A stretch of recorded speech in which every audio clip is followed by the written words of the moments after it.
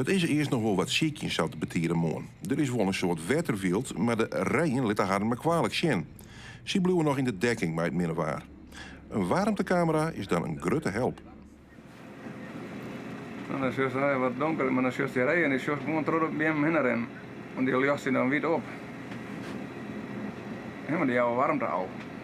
Maar wij joggen zien net. Maar even later is het wel raak.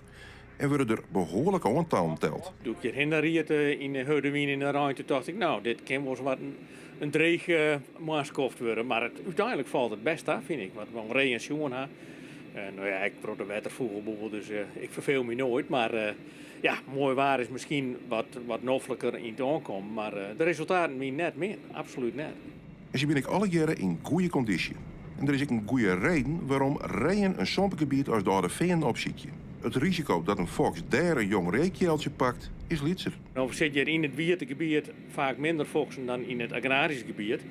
En dit zijn hele snorde beestjes die reën hier bij het in de Oude Veen. Die weten dat ze hierheen gaan, dat de kans op predatie litser is dan wanneer ze in het agrarisch gebied zitten. Dus dit zijn eigenlijk wel hele toeke reën hier. Ja?